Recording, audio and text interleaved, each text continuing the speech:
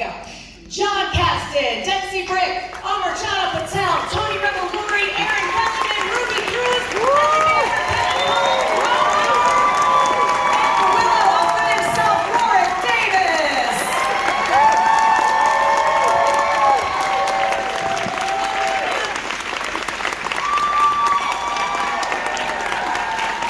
What is provided? How you guys doing? Good. Absolutely fun. So Warwick, you sat through the movie, huh? I did, yeah. It was quite an emotional experience actually singing again on the big screen, especially with this lovely audience here who laughed and cheered and got right behind the movie. Thank you everyone. And thanks to everyone across America also who did the same. I didn't hear you quite as loudly, but thank you. I can't hear the other theaters, but there are many other theaters watching this as well. So Ron and Warwick, what is it like, you know, being in this environment, feeling the love for Willow? What kind of memories come up for you two? Well, for me, it was a kind of a life-changing experience. I was already an established director, but working on something as epic as Willow, working for George Lucas, and it was George's idea, his dream to make this movie, you know, for me, I always felt like I was kind of like doing my graduate studies, in cinema, because it was all about, what it is to create a world, what it is to do something this epic, and it was the most challenging thing I think maybe I've ever really done. But one of the things that's been just amazing is the way the movie has reverberated through the years, and it means so much to me that the film is as popular as it is and has sustained its interest, and through fans like you all. So thank you.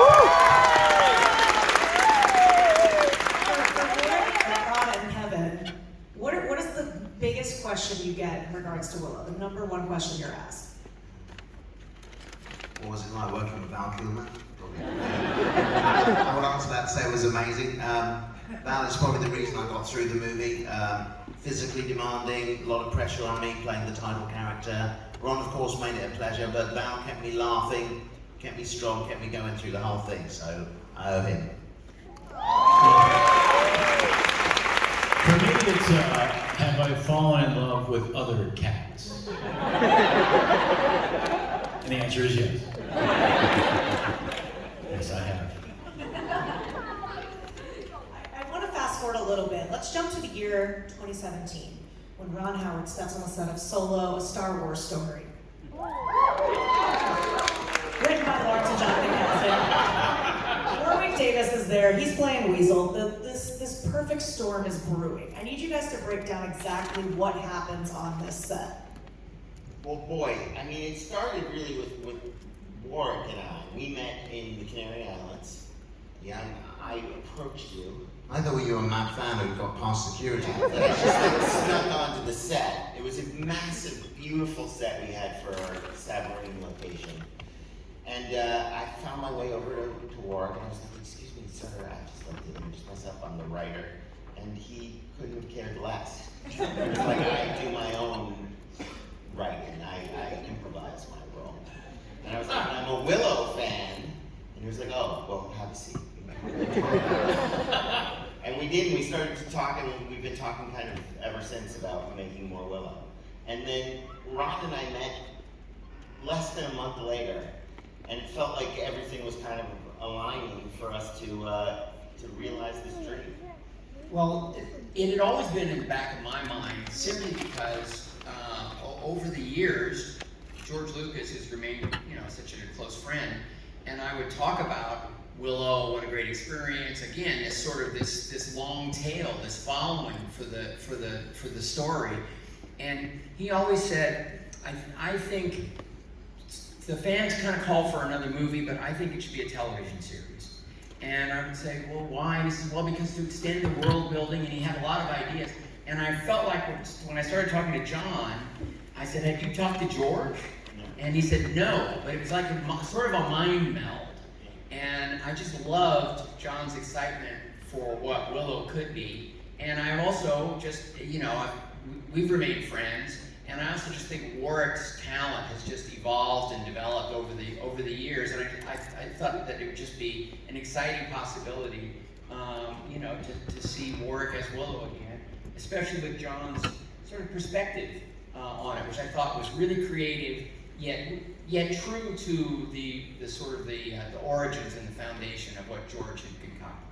Well, and there's a secret bit of history here, which is that the night that Force Awakens came out, I found myself very fortunately with my dad, who's here tonight somewhere, and JJ and Kathy, and Kathy was sort of biding the time, and she told us a story about the English premiere of Force Awakens, and that she'd been waiting just as we were a moment ago to walk out on stage, and George was right behind her, and he tapped her on the shoulder and said, "So now that we've got Star Wars going, like, can we get Willow going?" And that story really, like, galvanized me and made me think, like, well, the fates are on the side of this thing. And I think that's where I got this crazy confidence that we could make this happen. Yeah, and Warwick, I'm sure you've been asked so many times over the years, when are you going to play Willow again? What was the moment for you where you were like, this is the project that I want to do? Well, I suppose, I mean, since I played the role the first time, and it has been something I wanted to do again. And it was an amazing experience, but I think you learn a lot on a project like that, and since then I've learned a lot as an actor. I've had more life experience since I was 17. So those things you can bring to a character, and I felt that to revisit Willow would be a really good experience for me as an actor, and that I could in fact get back in there and I suppose do a better job, if you like, as well. He did a pretty good job the first time.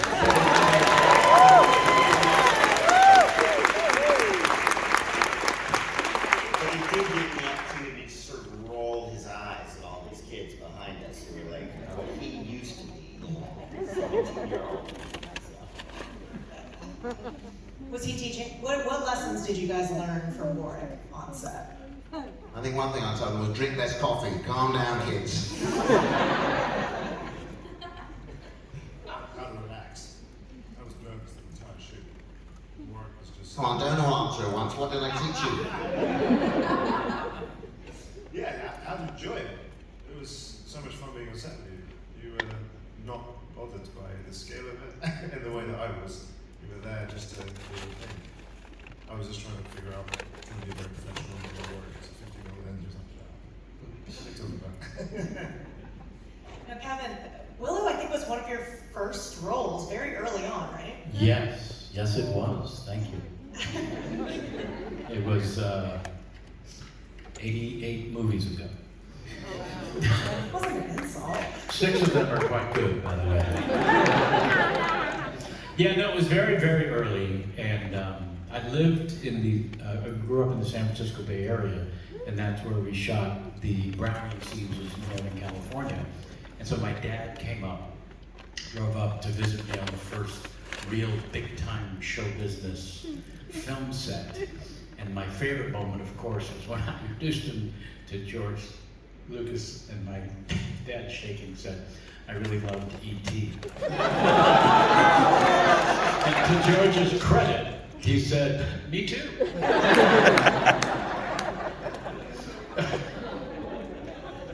Kevin and Warwick never shot a day together on the original movie, and it wasn't until the series that they got that actually. It's true. Did you guys just meet? Yes. It was nice. Yeah, I don't know why the premiere and the press, I don't, it was 35 years ago, so my memory's a little sketchy in terms of why we didn't really meet until the set of the TV series. You don't remember the big feud? They legally kept us apart. I think that was the thing. It was in Willow's, it was in Warwick's deal. Yeah. It was nice because you were able to read off lines during the series filming, weren't you, for me? And I did the same for you in your scenes. Yes, yeah, it was really spectacular. Yeah, truly. I want to talk about our new cast members, but before I do that, I want to talk about Matt Bardigan. He is but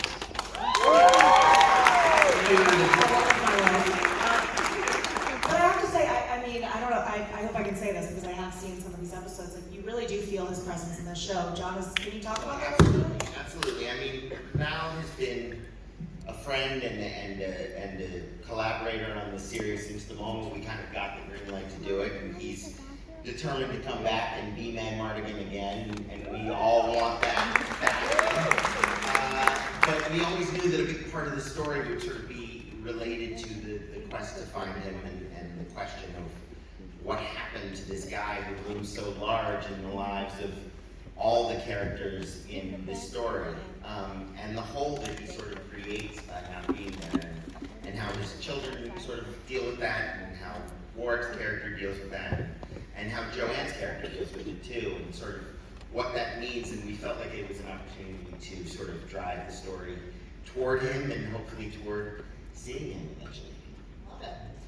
So we were talking a little bit in the green room, and I told you guys that I would bring up the rain on set.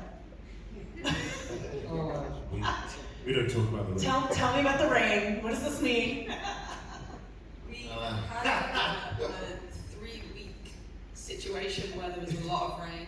Not real rain either, it was just a rain machine, which for some reason was just the most intense part of filming. It felt like it went on forever. I think with real rain, it doesn't really show up on camera because it's small droplets. So to make film rain, it's big droplets, and they hurt. They're also cold. His hair green. They turn your hair green. It's also right into your eyes, so you're trying to keep it open. You hear the directors go, "Can you open your eyes?" No, you really can't. Okay, can you do a sword fight? Not really, I can't see, but we did. It was intense. We have Stockholm syndrome.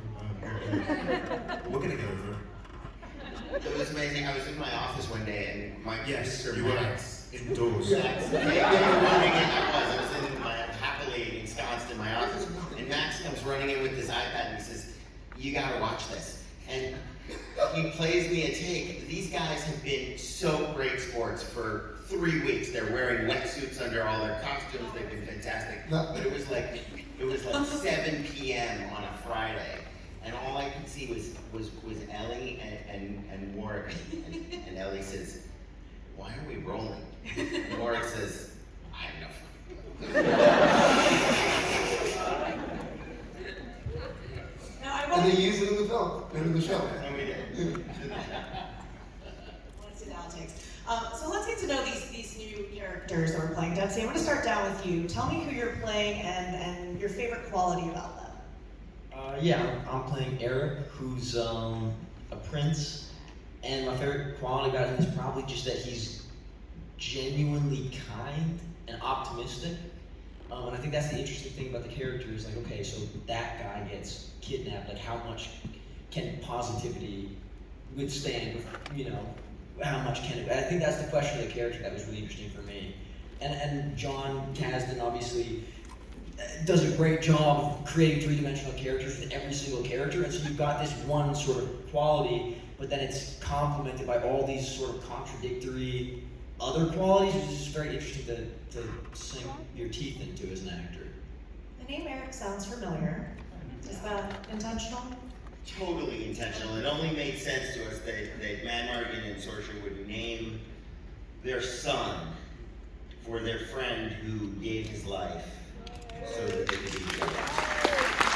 And it was a particularly poignant thing because Gavin actually passed while we were shooting the show, and it was sort of something that Warwick and I and Ron all sort of acknowledged via a thread, but it was always designed to be sort of a tribute to that character who was gone, and then it took on this added meaning when we lost him.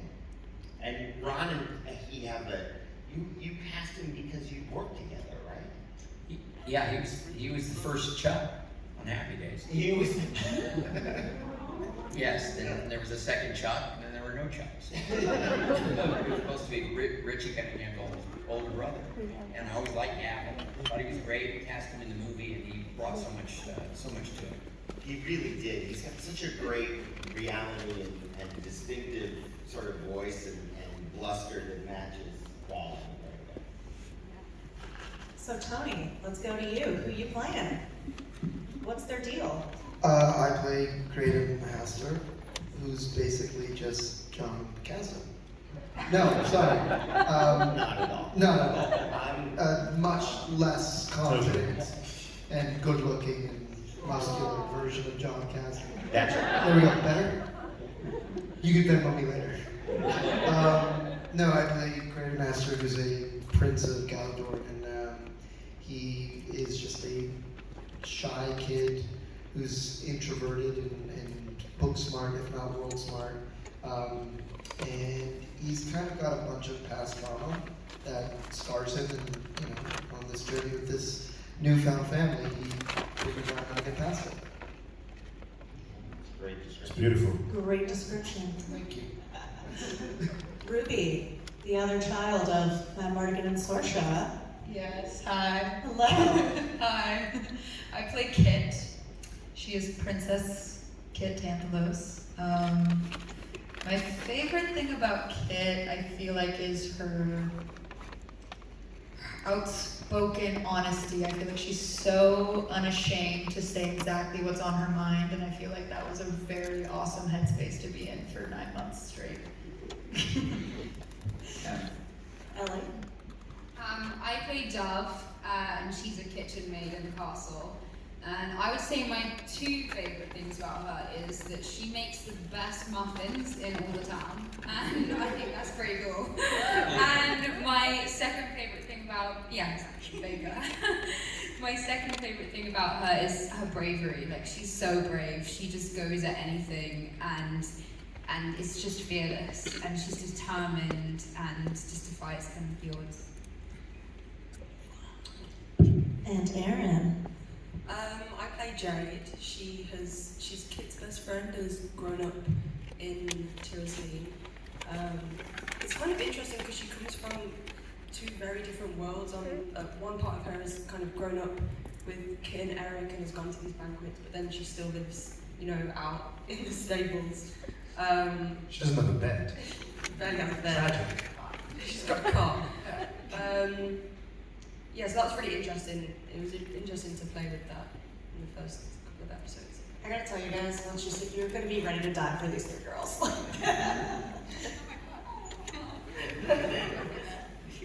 I would. Last but not least, Warman. Yes, I play Thraxus Relaxus Borman.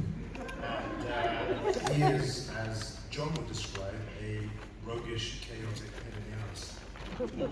Yeah. With a connection to Mad Martin. With a connection that he likes to tease people with. Yeah. He's an unknown quantity. And I don't know, my favourite thing about him is that he's incredibly confident, but also incredibly flawed. Which most of those archetypes don't get to be. And I loved playing this guy who starts as a tall, big man with a sword, and then goes on a journey with this new family and has to really address some of these flaws and has some quite tragic public meltdowns, but not nice to look at, while these incredible women carry everything. It's a really fun thing to do. Well, the incredible thing too, John, is that it's such an ensemble. Like watching. What was your favorite thing about the dynamic between this group? Well, it was just, instantly they had a kind of camaraderie and connection, all of them together, and Warwick sort of at the core of it. I think every one of us was sort of in awe and sort of anchored by Warwick's credibility. But what was the most amazing element of doing this was the way that these kids just threw themselves into their roles, into their training, into their fighting, into every element of it, and trusted that we knew what we were doing, and we never did. And we still don't. Wait, You what? want to pick your favorite now? Wait, what? Sorry? You want to pick your favorite now as well? Bring everybody for No. They were all just amazing, and to see each of them, I think everyone, with the sort of exception of Dempsey, got to have a real scene with Warwick, and they're all represent my favorite scenes in the series. Yeah. One thing I would say, because I wasn't around on the set, I was shooting elsewhere, but keeping track of reading scripts and looking at dailies, and one of the things that just made me so happy was this spirit, this energy that felt, organic. These are real characters with real relationships, but also the blend of the sort of inhabiting the world, dealing with the physicality of it, and also, honesty, but also humor. Yeah. And it's one of the things that I just really loved about the writing of the show, and I was always proud of as it related to the movie, was being able to shift back and forth between the fantasy, the action, the adventure, and the heart, but also, find places for that kind of humor without undercutting the kind of the honesty and the humanity of the story, and in a very contemporary way. It's really been preserved and built on in a way that I think is creative and really cool and satisfying. I mean, one of the things we talked about a lot was just how Val brought to the movie such an original thing. You've never seen anyone like Matt Mardigan in a fantasy before.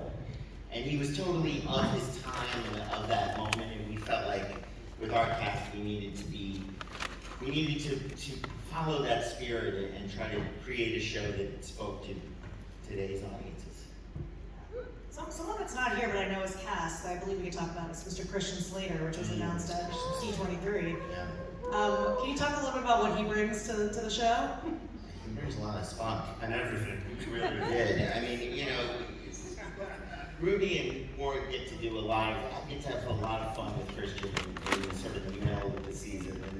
And speaking to what you were talking about earlier, he sort of enlightens us about what happened to Matt Mardigan and where he may have gone off to. But he's a complicated guy himself, and like Christian brings a gleeful kind of energy to the story and chaos. Well, he was so excited to be on the project as well. I mean, we were 7 months into it, so we were Yeah. exhausted, we were kind of over it, and Christian joined us and brought this energy and enthusiasm that we'd kind of forgotten about. He on set would be like, okay, we're Yeah. just going. One of my favorite things about Christian was that we were August almost by the point he joined, and I'd settled into this rhythm of just sort of going to the makeup truck for about an hour, setting up and just, how are you going to go? Coffee, another day of shooting, everything's chill. And then I started sharing a makeup trailer with Christian, and for 2 weeks straight, whilst I was doing my cleansing, quiet ritual before starting work, he would just be at the other end singing Moana. You're welcome. You're welcome! And I was like, just quiet time, Christian. But he genuinely turned up, brought this crazy energy back to a tired but happy crew, and just We had a couple of those. We had, I don't know if I'm allowed to say this, but we had Hannah White, who is in the show, and then this brilliant Shakespearean actor named Kevin Pollak. An episode, and he too came in and just brought.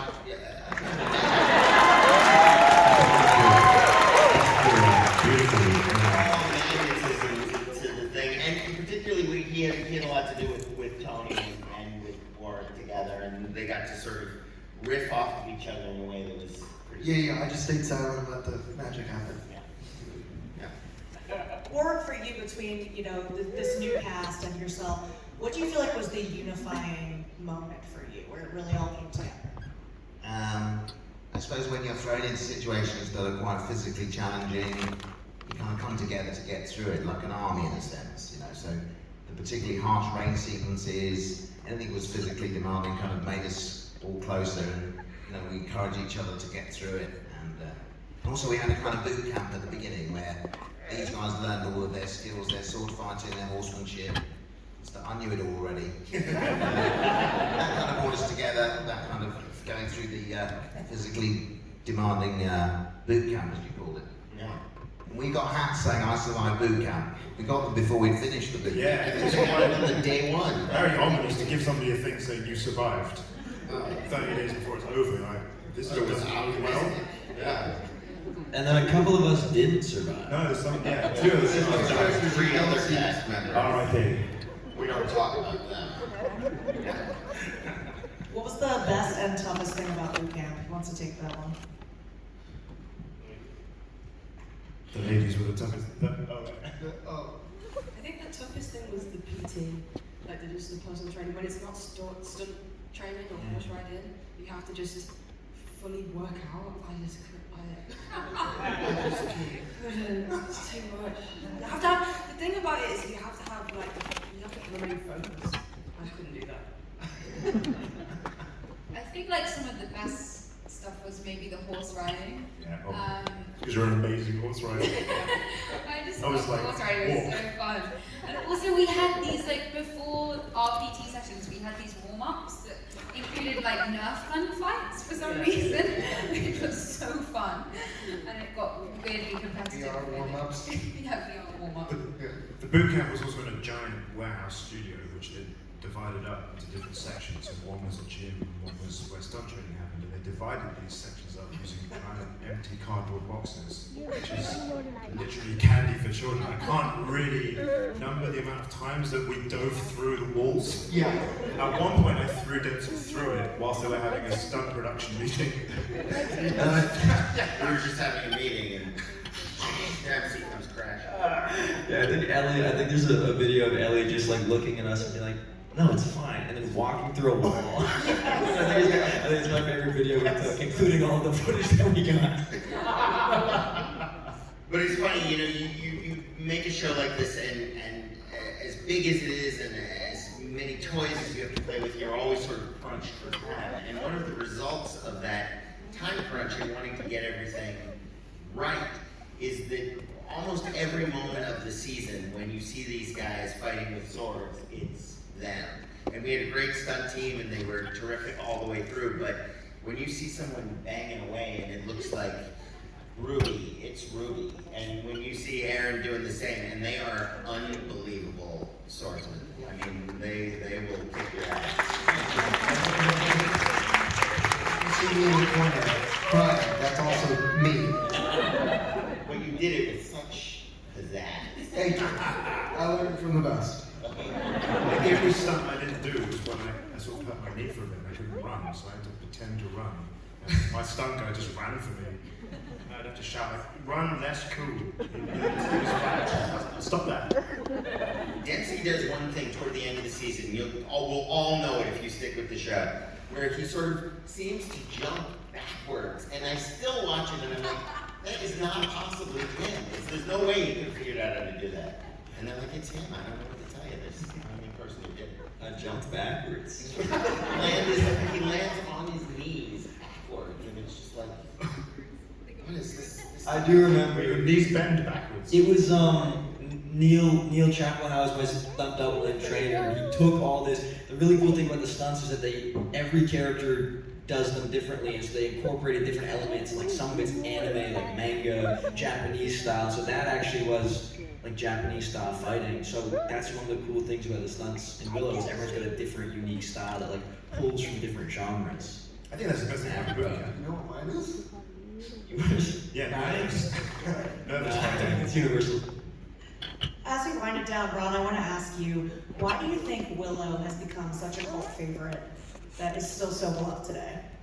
I think it is the blend of fantasy and the characters and the relationships from the movies, but also the tone. It was a thing that the screenwriter Bob Dolman brought. He came from Second City TV, and George Lucas always said, you know, we want the action, we want the fantasy, but we also want, you know, character humor, and that's something that I was very comfortable with directing, and I feel like it's pretty specific to Willow, and you know, and I think that it's that, and I think it's the charisma of Warwick, of Val, of Joanne and Molly that you know, created lasting impressions with audiences. Well, thank you so much to everyone. Thank you guys for being here. Please give a round of applause for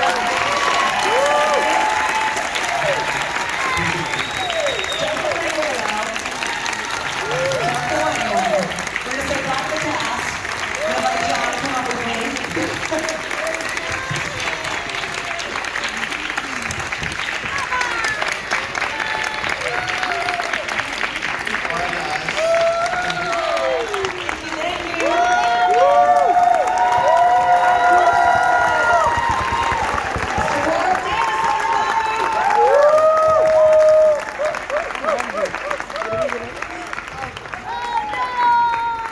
John, we have to stall for a second while they clear these chairs, but yeah, I believe that you have prepared a treat for us this evening.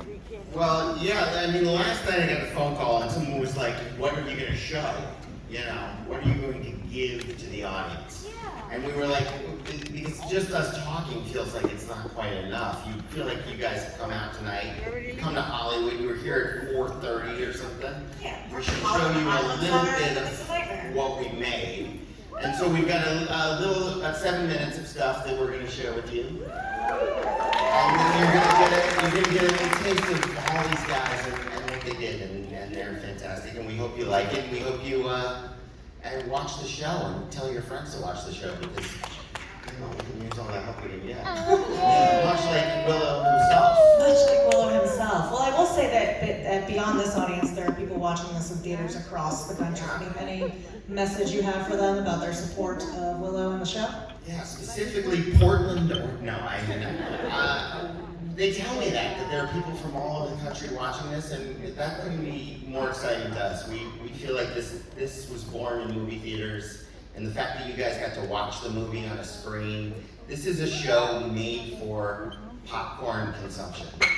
It was really designed for that. It was meant to bring that experience into the home and to sort of make it possible for everyone, no matter if they can get to the theater or not. And hopefully this gives you sort of 8 hours of that in your house. So we're excited to share and to give you a little taste of what's to come. Yes. And I think we can do that. Can we do We're it good. now? I think Are we we can. ready? Can we do it now? Can we do it now? Let's do it. We can do it now.